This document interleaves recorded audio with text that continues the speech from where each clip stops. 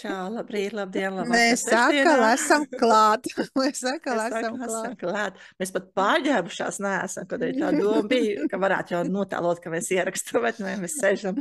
Nav pagājuši pat pāris minūtes, kad pēcām iepriekšējo video ierakstu, mēs atkal esam klāt, un mēs turpinām mūsu vakardienas Jā, un tēmu. Dāce teica, ka viņa mani pārsteigs. O, tas tagad es gaidu tagad šo.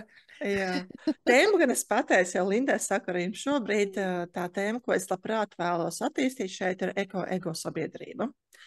Tātad, ekosabiedrība, ka mēs domājam plašāk, ka mēs neesam tikai šis cilvēks ar manām egoistiskām vēlmēm, ka mēs dzīvojam sabiedrībā, mēs dzīvojam dzīvā organismā, un ir cilvēki visi kopā veido organismu, kurš sauc par cilvēci, bet arī cilvēks kopā ar visiem pārējiem organismiem veido noteiktu ekosistēmu, un katram šajā ekosistēmā ir noteikta vieta. Un šādi domājot, tad mums būs grūti uzkāpt Gliemežim, mums būs grūti uzliet indi nezālei, tāpēc, ka man taču vajag no šitā kvadrātmetra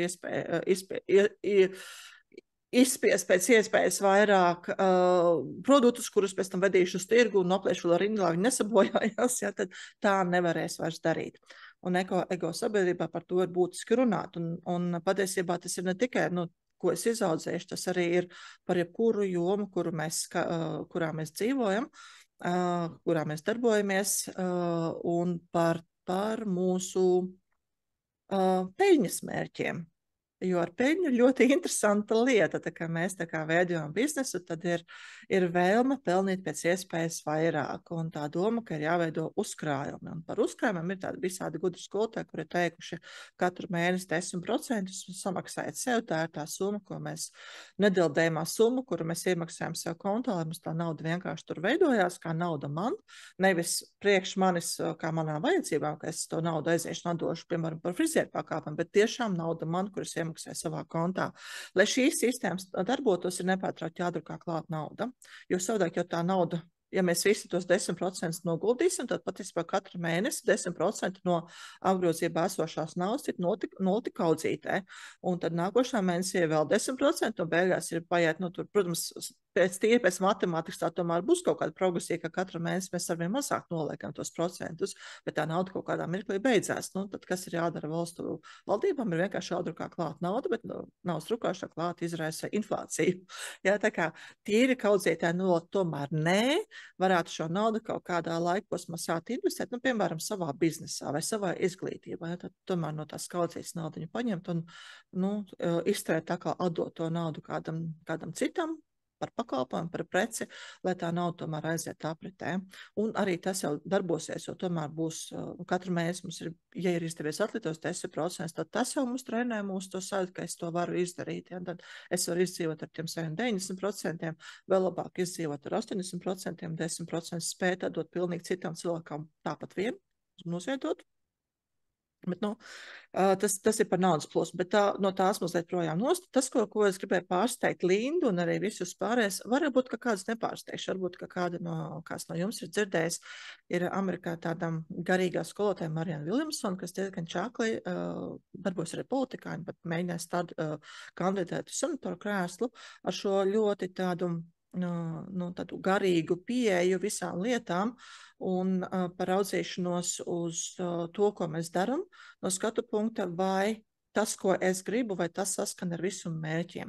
Jo, ja mans mērķis ir uzkrāt milzu kapitālu un visumam, tas nozīmētu, ka lai mans kapitāls varētu tik milzīgs veidoties, daudziem citiem cilvēkiem ir jābankrutē, jo viņiem vienkārši tās naudas nebūs kā apritē palaist. Viņi nevarēs apmainīties ar to, kas viņiem ir, jo viņiem pietrūkst šis vienkāršais enerģijas apmaiņas līdzeklis, kas ir nauda, un barters mūsdienās jau ir plus mīnus aizliest, tad pa kluso kaut kur varam apmainīties precēm, jā, vai pakalpojumiem neieviešot naudu, bet tas ir sarežģīti, jā, ka pie manis var atnākt ar rullā un es ar savu pakalpojumus, bet ja man tās los jau pilns tāds, ka man nevajag vēl kārtējās 10 vai 50 lolas.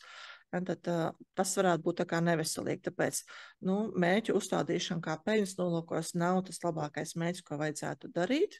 Jā, varētu būt cita veida mērķi, kā piemēram uzlabot kvalitāti, apkalpot vairāk cilvēkus. To arī varētu, bet tajā mirklī, kad sākās iegūt lielāku tirgus nišu, uzreiz ir uz kā rēķina, tad mēs viņu iegūsim. Ja? Vai nu man tad ir jāpaspiež tie pārējie kaut kur malā, kas jau tajā tirgu ir, vai arī man ir jāievieš jauns tirgus, un ja tā jaunā tirgus vairs nav kur ieviest, jo visi cilvēki iet pie astrologiem, visiem astrologiem klienti jau ir, un tad katrs klients jau astrologu ir atradis, un tad ienāk tirgu. Un visiem arī tas darbs pietiek, neviens nav pārstrādājis. Un tad viens ienāk tirgu, kas notiek, lai viņš varētu strādāt, viņiem ir jāatņem tie klienti kādam citam. Ja tie bērni nav piedzimuši, jā, tad atliek tikai vienkārši atņemt klientu kādam citam. Lai tā nenotiek šaurā tirgu, noteikti ir jāstāsta atkal ārpus mūsu valsts robežām, pāri robežām, it īpaši tur, kur tās nišas, kurās mēs esam ļoti labi attīstītas. Tas ir tas, kas ir ekoloģiski. Jā. Tad mēs varam teikt, ok, mums ir šitāds baigas superīgais produkts, ļoti, ļoti, ļoti foršs produkts, mēs viņu jums vēlamies piedot, mēs jums parādīsim, kā viņu lietot, un tad cilvēki varētu arī, protams, labprāt atnākt pie mums, un, tad, protams, no otras puses jau sanāks tā, ka tie, kas strādāja līdzīgā jomā, bet tas produkts viņiem nebija tik labs, ka viņiem būs jāpārvērtē tas, ko viņi dara, viņi būs noti uz piespiedu izaugsmas ceļa, jo viņi vairs nevarēs darīt pa vecam, viņiem būs jātais revolūcija, viņi jāsāk domāt kaut kā, ko darīt pa jaunam. Un tad tā attīstība turpināsies, ja, šādā veidā. Linda, tu teici, ka tev ir ko stāstīt. Es esmu atvērusi acis un gaidu. Redziet, tagad es klausos, un es saprotu, tātad tas, kas kosmosam ir vajadzīgs jādara, tas tātad, kas būtu visuma labvēlība, ko Dievs, kas ir viņa interesēs. Un tā horoskopā ir ļoti konkrēta vieta. Tur ir tāda vieta paredzēta. Pat šādi, par kuru, patiesībā runā tikai tad, kad mēs mācāmies astroloģiju. Tie, kas mēs mācāmies astroloģiju, mēs visu šo garīgās augstāko garīgo punktu, kas tad būtu tas pienesums, ko mēs varam garīgi pienest un apmaiņā no Dieva dabūt, tas tur ir.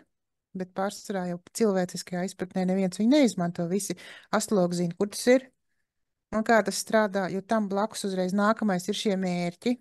Tad tie ir saistīti ar garīgiem mērķiem, ar patiesajiem mērķiem, ko tad tas augstākais, ko mēs vispār varam sasniegt, tas ir arī cilvēku horoskopā maksimums. Tātad, cik es maksimāli esmu noderīgs ar to, ko es dzīves laikā izdaru, visas dzīves laikā. Protams, tas sadalās vēl pa periodiem atsevišķi, bet kas ir mans augstākais, maksimālais, sasniedzamais, ko es varu izdarīt, kas būs Dieva labvēlība. Un atpakaļ solis tātad, kas ir saistīts ar šo te augstāko soli, ir tas, kā es garīgajā līmenī, ko tad es, kādu pienesumu man Dievs dod un ko es varu pienesu viņam, kad, kā notiek šī te savstarpējā apmaiņa. Redz, tu pieskāries tēmai, kur man absolūti no astroloģijas viedokļa absolūti saprotam un absolūti pazīstami tie, kas ir mācījušies astroloģiju vai mācās, vai jau ir tajā posmā tikuši, kas saucās māju sistēma, tad māju sistēmā šīs divas mājas ir. Un viņas ir paredzētas tieši tam. Tātad šim maksimālajam mūsu sasniedzamajam, kur mums nevienam nekas nav jāatņem un neviens mums neko neatņem.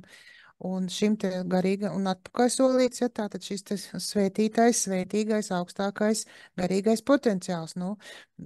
Tā tas ir. Tā kā tas jau, varbūt tā sieviete, tā kundzīte arī ir astroloģiju mācījusies, mēs jau nezinām. Yes. Tā. Jā, nākošo tēmu es labprāt tā kā rītdien attīstītu. Tā kā jums ir viela pārdomām, jeb tomēr šodien. Nē. Rītdien? Tas saka rītdien. Labi, tad nebeciet, ja gaidiet rītdien, jo rītdien šo tēmu mēs turpināsim. Pagaidām mēs jums atradamies. Forši jums trešdienu. Atā. Atā.